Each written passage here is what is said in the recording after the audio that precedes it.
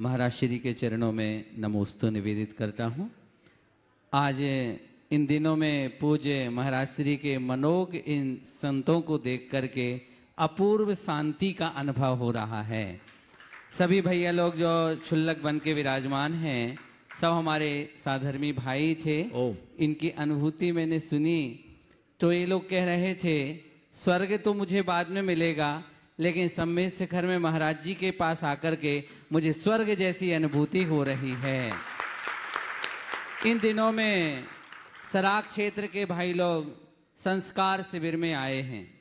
कई वर्षों से सुन रहे थे सराक में बहुत बड़ा जैन समाज है, पिछड़ा हुआ है, उनको आगे बढ़ने के लिए प्रेरणा मिलनी चाहिए। हमारे कुछ भाई लोग पर्यूषण पर्व में निस्वार्थ भाव से जा रहे थे, हम सुनते थे, मन हर्षित होता था, लेकिन लगता था इतना बड़ा कार्य होगा कैसे।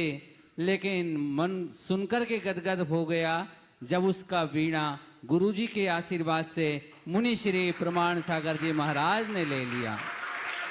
अब मन की सारी शंकाएं दूर हो गई हैं। अब मुझे उम्मीद है सराक क्षेत्र में वो बिगुल बजेगा, एक नया बुंदेलखंड पूरा सराक क्षेत्र बन जाएगा। मैं पिछले दिनों में सराक क्षेत्र में के भाई लोगों की जो कक्षाएं चल रही हैं, थोड़ी थोड़ी देर के लिए 3 कक्षाओं में मैंने बैठ कर के उनसे वार्तालाप किया। 2 भाई लोग गुणायतन आ रहे थे, मैंने उनसे कहा कि मालूम महाराज जी आपके गांव आपके क्षेत्र में आने वाले हैं, कैसे लगेगा? तो उसने मालूम क्या कहा, जिस दिन आएंगे तो हमें ऐसा लगेगा मुनि प्रमाण सागर जी महाराज नहीं, मानो कोई अरहंत परमेष्ठी आ गए हो। मैंने उससे पूछा ये अरहंत भगवान का नाम तुमने जान कैसे लिया? क्या तुम्हारे यहाँ मंदिर है? बोले मंदिर तो नहीं है, लेकिन शिविर में हमने 5 परमेष्ठियों के नाम जान लिए हैं। हमने अरहंत भगवान नहीं देखे, लेकिन हमें तो यही अरहंत भगवान लग रहे हैं। मैंने 18-19 साल का बालक था महाराज जी, मैंने फिर उससे चलते चलते सवाल पूछा, अच्छा मान लो जब आचार्य विद्यासागर महाराज जी आएंगे तो कैसे लगेगा? तो कहने लगा सिद्ध भगवान जैसे लगेगा। जिनको कुछ नहीं आ रहा था आज सब वो ज्ञान की धारा से जुड़ चुके हैं, बहुत बड़ी अलग जगने वाली है। मैं महाराज जी से एक सवाल कर रहा हूं कि महाराज जी हम और हमारे साथी भाई लोग भी इस विधा में अपना समर्पित भाव रखते हैं, हम सबको ऐसी प्रेरणा दें कि हम लोग अपनी ऊर्जा इनके उद्धार में क्या लगा सकें, एक सुंदर बिगुल बजाएं हम सब लोग। हमारे पास में कई भाई लोगों की टीम है, हमें आगे क्या करना है आप हमें प्रेरणा देते रहें। हम पूरे समर्पित भाव से उनके लिए कुछ अपना योगदान देना चाहते हैं। नमोस्तु महाराज जी। मैं एक बार चाहूंगा कि जोरदार करतल ध्वनि से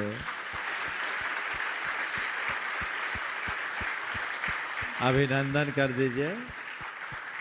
ब्रह्मचारी संजीव कटंगी हमारे संघ के एक बड़े प्रौढ़ वरिष्ठ गरिष्ठ विद्वान त्यागी के रूप में प्रतिष्ठापित हैं। मुझे बहुत प्रसन्नता है कि उन्होंने अपना समय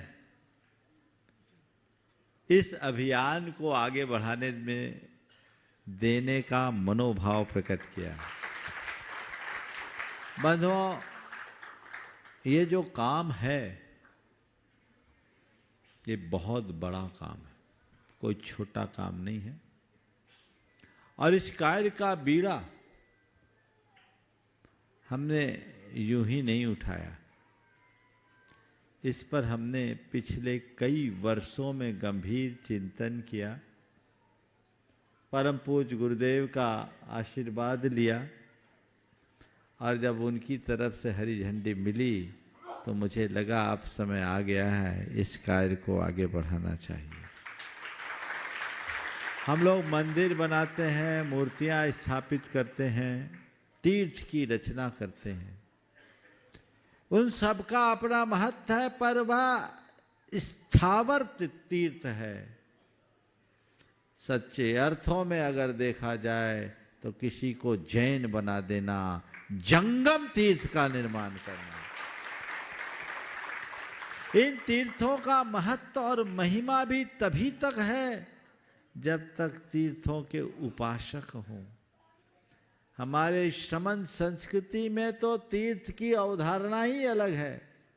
इन मंदिर मूर्तियों को तीर्थ हमारे तीर्थंकरों ने नहीं किया। हमारे तीर्थंकर मंदिर और मूर्तियों के प्रवर्तक नहीं रहे, हमारे तीर्थंकर तीर्थ के प्रवर्तक रहे। और तीर्थ का अर्थ है द्वादशांग रूप आगम और उस पर आधारित चतुर्विध संघ। मुनि, आर्यिका, श्रावक, श्राविका, इस चतुर्विध संघ का निर्माण ही तीर्थ का निर्माण है। तो ये चतुर्विध संघ का एक महत्वपूर्ण अंग है। लाखों की तादाद में इनकी संख्या है। मेरे पास जो सर्वेक्षण रिपोर्ट है वो केवल आसपास में लगभग 98,000 है। अभी और डिटेल जाए और उड़ीसा और अन्य प्रांतों की व्यवस्था को देखी जाए तो मैं समझता हूँ इनकी संख्या इससे कई गुनी अधिक हो सकती है। पिछले 6 माहों से निरंतर मैं इस पर ध्यान अपना केंद्रित किया हूँ और अनेक लोग यहाँ पहले भी आए, अभी ये शिविर के बहाने आए। ये केवल एक जायजा है और अब तक मुझे जो रिपोर्ट मिली और मैंने जो इनका इतिहास पढ़ा है उसके माध्यम से मैं ये कहूँगा कि इनकी परंपरा, इनका अतीत बड़ा गौरवशाली रहा है। ये हमारे समाज के, हमारी संस्कृति के पुरोधाओं में एक रहे हैं। विश्लेषक तो लोहाचार्यों तक की तुलना सराग भाइयों से करते हैं। इस पूर्वांचल में जैन धर्म का झंडा इन्हीं लोगों ने संभाला। काल के प्रकोप से पिछली कुछ शताब्दियों से विमुख हुए। मैं मानता हूँ अब इन सब का सौभाग्योदय आया है, वापस मुख्य धारा में जुड़ रहे हैं।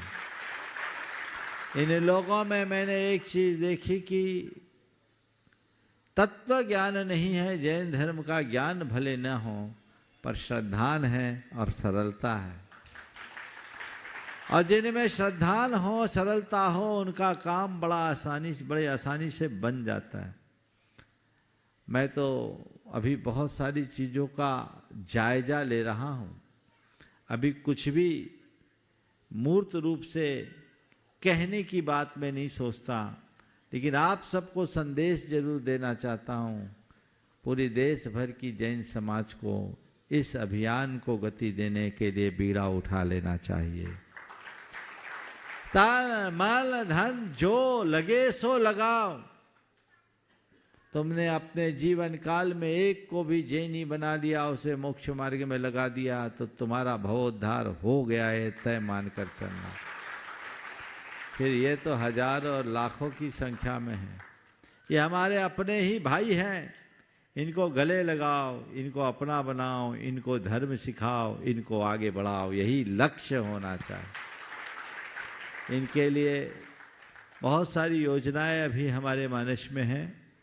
समय पर मैं प्रकट करूंगा और त्यागी व्रतियों की बहुत ज़रूरत होगी, क्योंकि हमारी तो एक सीमा है, संभालना तो आप लोगों को ही है।